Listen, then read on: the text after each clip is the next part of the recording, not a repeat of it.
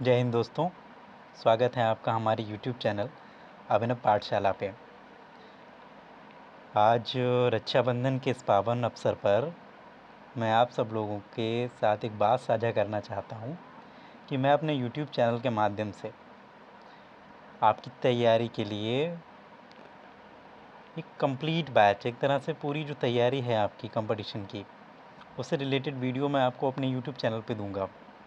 ठीक है। और ये जो वीडियोस होंगे ये कंपटीशन्स में पूछे जाने वाले विभिन्न तरह के सब्जेक्ट से जुड़े होंगे। बेसिकली हम लोगों का जो विशेष एक तरह से फोकस एरिया होगा वो जनरल स्टडीज़ वाला होगा, जिसमें हिस्ट्री, ज्योग्राफी, पॉलिटिकल साइंस और इकोनॉमिक्स जैसे सब्जेक्ट जो हैं वो शामिल होंगे।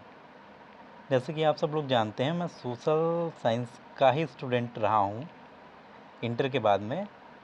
तो जहाँ तक मेरा इंटरमीडिएट तक की शिक्षा हुई है वो साइंस स्ट्रीम से हुई है, और उसके आगे की शिक्षा जो है मैंने सोशल साइंस के सब्जेक्ट में ही प्राप्त की है। तो जहाँ तक है, मैं आपको सोशल साइंस के सब्जेक्ट ही मुख्य रूप से पढ़ाऊँगा अपने यूट्यूब चैनल के माध्यम से, लेकिन जहाँ तक है मैं आपको बाकी सब्जेक्ट्स की भी जानकारी समय समय पर देता रहूँगा। ठीक है। आप करें चाहे कोई भी तैयारी, ठीक है, आपकी तैयारी की जिम्मेदारी होगी हमारी। ठीक है। अब मैं आपको बेसिकली इतिहास विषय में मैंने नेट क्वालिफाई किया है। ठीक है। जेआरएफ की इक्विवेलेंट फेलोशिप भी मुझे मिली हुई है। तो मैं आपको इस विषय में जानकारी, मुझे ऐसा लग रहा है कि अच्छे बेहतर ढंग से दे पाऊँगा। तो मैं इतिहास विषय से संबंधित आपको जानकारी बहुत अच्छे स्ट्रक्चर्ड वे में दूंगा, क्योंकि ऐसा अमूमन होता है कि बहुत सारी किताबें होती हैं, लोग हमें बता देते हैं।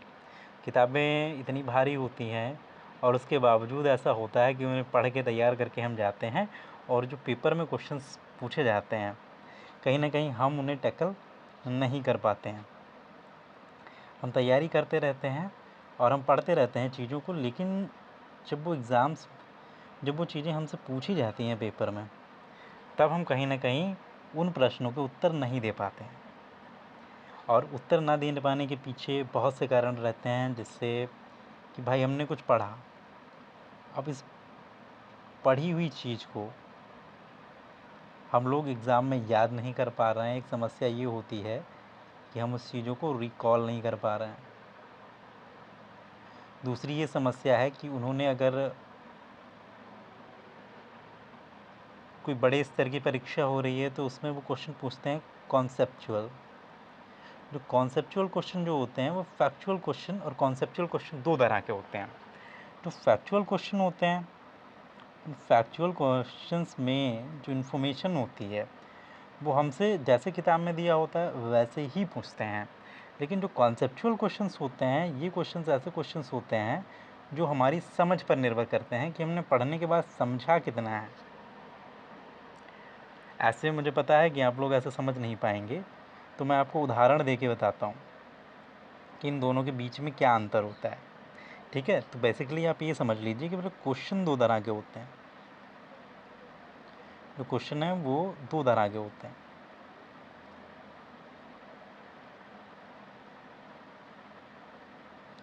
ठीक है। ये क्वेश्चन जो होते हैं वो दो तरह के होते हैं बेसिकली।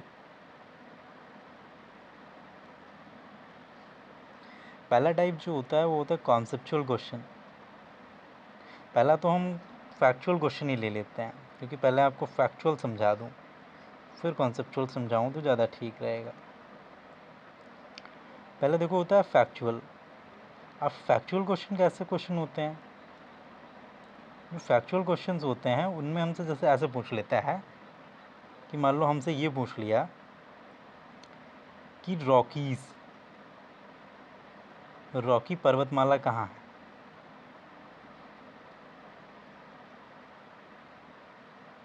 तो रॉकी पर्वतमाला जो है वो उत्तरी अमेरिका महाद्वीप में है। ठीक है। तो इनमें चार ऑप्शन दिए होंगे, उसमें एक उत्तरी अमेरिका भी होगा, और आप उसे आसानी से पहचान लेंगे और चूज़ कर लेंगे कि इसका सही आंसर जो होगा वो क्या होगा, उत्तरी अमेरिका होगा। अच्छा, मैं आपको इसी का एक एग्ज़ाम्पल दूंगा जो चीज़ें मैंने आपको पढ़ाई हैं उसमें से। जैसे मैंने अभी तक आपको क्या पढ़ाया है, मैंने अभी आपको जो पढ़ाया है वो पढ़ाया है आम्ल, क्षार और लवण। जैसे उससे कैसे क्वेश्चन बनेंगे, वो आपसे ये पूछेंगे कि इनमें से इसमें से अम्ल का उदाहरण बताओ, इनमें से कौन सा अम्ल है, इनमें से अम्ल बताओ। 4 ऑप्शन वो आपको देंगे। उन 4 ऑप्शंस में से 3 ऑप्शन क्षार के होंगे और एक ऑप्शन ऐसे दिया होगा, जैसे मान लो उन्होंने दे दिया CH3COOH, इसका मतलब होता है एसिटिक अम्ल, ये भी दिया होगा। और एसिटिक अम्ल से आप पहचान जाएंगे कि ये जो है वो अम्ल का उदाहरण है। अगर नहीं लिखा है फार्मूला आप जानते हैं तो पहचान लेंगे कि ये जो है अम्ल का उदाहरण। इस टाइप के क्वेश्चंस को हम फैक्चुअल क्वेश्चन कहते हैं। जो दूसरे टाइप के क्वेश्चंस होते हैं वो होते हैं कॉन्सेप्चुअल क्वेश्चंस। इसे हम लोग इरेज करते हैं। अब हम देखेंगे कि दूसरे टाइप के जो क्वेश्चंस होते हैं वो होते हैं कॉन्सेप्चुअल क्वेश्चन। ये दूसरा टाइप है और दूसरे टाइप के जो क्वेश्चंस हैं वो हैं कॉन्सेप्चुअल।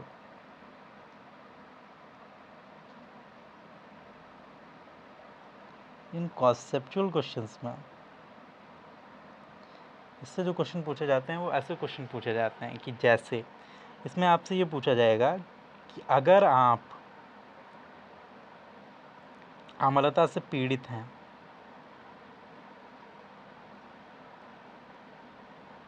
आपके पेट में एसिडिटी की दिक्कत है आपको और आप अम्लता से पीड़ित हैं,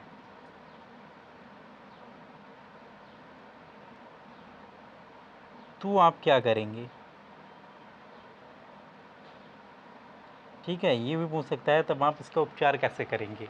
फिर आपसे ऑप्शंस में पूछेगा, ऑप्शन इस तरह से देगा कि जैसे तब आप क्या करेंगे, तब आप ढेर सारा पानी पिएंगे, तब आप जैसे मान लो कि कैसे, जैसे मान लो ये उदाहरण हम लेके देखते हैं कि जैसे हम पेटीज़ खाएंगे, समोसा खाएंगे, इस तरह के जो फास्ट फूड होते हैं, फास्ट फूड का सेवन करेंगे, हम ज़्यादा पानी पिएंगे। ठीक है, हमें जो भी उस टाइम में मिलता है, जैसा भी खाद्य पदार्थ मिलते हैं हम वो खा के, ठीक है, एसिडिटी को सही कर लेंगे। एक ऑप्शन इस तरह का आपको होगा कि इसके लिए हम क्या होगा, इसके लिए हम NaOH का इस्तेमाल करेंगे, सोडियम हाइड्रोक्साइड का। तो इसमें से हम क्या चूज़ करेंगे कि भाई हम क्या करेंगे। इसके लिए ये भी हो सकता है कि हम प्रति अम्ल का इस्तेमाल करेंगे। तो यहाँ पर ये भी हो सकता है NaOH ना लिख के वो कहेंगे कि हम प्रति अम्ल का इस्तेमाल करेंगे। प्रति अम्ल को हम क्या कहते हैं, प्रति अम्ल को हम क्षार ही कहते हैं।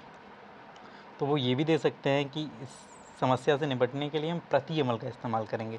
तो आप पहले तो आपने समझा हो कि अम्लता क्या होती है, अम्लता हमें कैसे पीड़ित करती है, फिर अम्लता के उपचार के लिए हम किन चीज़ों का इस्तेमाल करते हैं। अगर आपको ये चीज़ें पता हैं और आप ये भी जानते हैं कि प्रति अम्ल क्या होता है, अगर इतनी सारी चीज़ें आप जानते हैं तब जाके आप इसमें सही आंसर तक पहुंच पाएंगे। इस तरह के क्वेश्चन को हम कॉन्सेप्चुअल क्वेश्चंस कहते हैं कि जो चीज़ें हमने पढ़ी हैं उसके आधार पर, ठीक है, उन चीज़ों को शामिल करते हुए, उसमें अपनी बुद्धि लगाते हुए भी कि इसका ये आंसर हो सकता है, सही आंसर तक पहुँचा। इस तरह के जो सही आंसर तक पहुँचने वाले क्वेश्चंस होते हैं, इन क्वेश्चंस को हम कॉन्सेप्चुअल क्वेश्चन कहते हैं।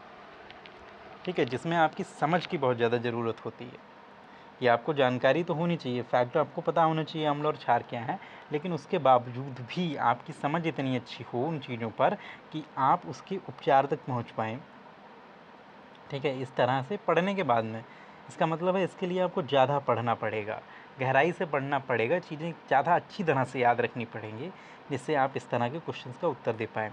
जब मैं आपको पढ़ाऊँगा तो मैं इन दोनों तरह के प्रश्नों पर, ठीक है, फोकस करके चलूँगा, जिससे आप कोई भी एग्ज़ाम दे रहे हो, चाहे उसमें कॉन्सेप्चुअल क्वेश्चन पूछे जाते हों, चाहे उसमें फैक्चुअल क्वेश्चन पूछे जाते हों।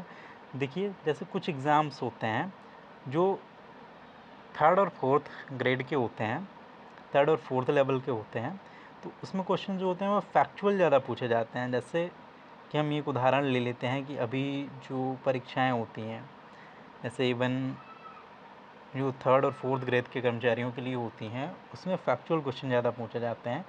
लेकिन जो A ग्रेड और B ग्रेड, ज़्यादातर A ग्रेड के लिए जो परीक्षाएं होती हैं, उसमें क्वेश्चन जो होते हैं वो कॉन्सेप्चुअल टाइप के पूछे जाते हैं। तो मैं जब आपको पढ़ाऊँगा तो दोनों तरह के क्वेश्चन आपको करवाऊँगा। इसके अलावा कभी कभी क्या होता है, कुछ लोग जो होते हैं वो मेंस की तैयारी भी कर रहे होते हैं, कुछ ऐसे होते हैं जिसमें क्या होता है, जो प्रश्न पूछे जाते हैं वो ऑब्जेक्टिव टाइप नहीं पूछे जाते हैं। वो कैसे पूछे जाते हैं, वो रिटन टाइप के पूछे जाते हैं। कई सारी यूनिवर्सिटी में पूछे जाते हैं। अगर आपका इस तरह का कोई सब्जेक्ट है तो यहाँ भी वो आपको मदद करेगा, अपनी यूनिवर्सिटी में भी मदद करेगा, कंपटीशन में भी मदद करेगा।